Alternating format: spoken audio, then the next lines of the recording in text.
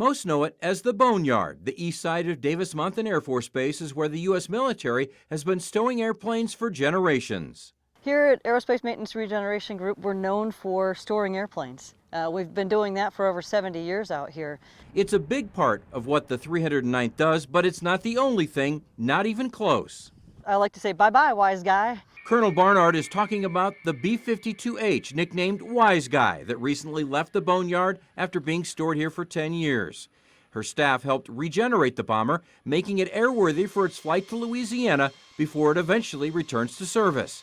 We also saw workers getting helicopters ready to return to use. Preparing that aircraft to be shipped to a country overseas along with about half a dozen other helicopters. That's going to go to good use again for one of our foreign partners. Right now, the Boneyard's inventory is down a bit, just over 3,300 aircraft and just over 6,800 engines.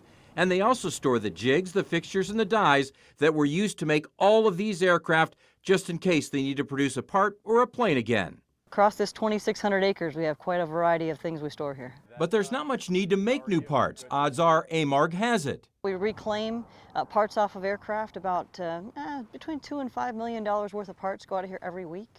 Wow. And so that is a really great way that we are able to contribute to air power throughout the world. You better walk fast if you want to keep up with Colonel Barnard. And it goes out of this right here. The transportation trucks will come out.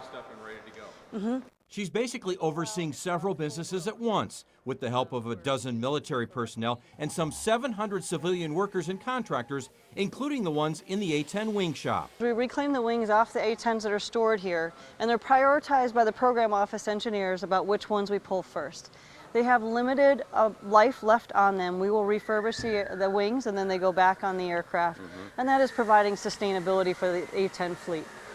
The average wing takes about 4,000 hours of work. A complete overhaul like this one can take up to 20,000 hours. We will inspect every piece of this, and if we find anything, we will repair that. A lot of our workforce actually has served in the military and is very proud of being able to support the fleets that they've been deployed with in the past. Next stop, a large hangar where 10 T-1A Jayhawks are being repaired after being damaged in a hailstorm. We're reskinning the aircraft. You can see all the green panels that are pressurized. We're working on them. We are actually the only FAA authorized military repair station. So this is normally done by contractors and elsewhere, so it's actually fairly significant that we would get that authorization. I'm bringing you into our newest hangar, and in this hangar we are repairing 4 F-16s that are unscheduled depot level maintenance, or UDLMs. 3 of them received extensive damage when a windstorm knocked a shelter into them overseas, and 1 of them had a significant electrical issue. What you have in this half of the hangar is aircraft that are being regenerated.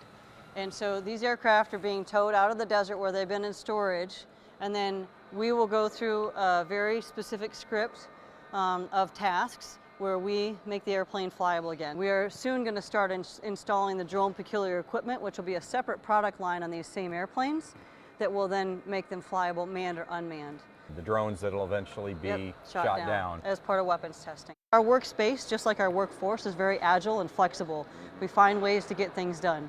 I think that's classic because a lot of them now call Arizona home. Right. And I think the spirit of the workforce is very similar to the spirit of the state. Tell me where we're at now, Colonel. So we're standing in a bunch of the C-130s that are stored here. Over the next few years, about 25 of these are going to fly out to various countries that have foreign military sales cases. So the first one that's going to be regenerated and fly out of here is over on the wash rack right now. Oh, really? So you'll see C-130s departing here that look a little different than the C-130s that fly on base side. It's not just these planes that are sitting out here as we drive by and we say, oh, they've mothballed all these planes. You have a lot of work going on. I don't know how you keep it all straight. Well, thank you, sir. We're so much more than a boneyard, and I love that these workers here are part of the Arizona community and love living in and working in and around Tucson. It's awesome. Well, Boneyard, we're going to call it, is absolutely Arizona. So are you. Commander, thank you so much. Thank you.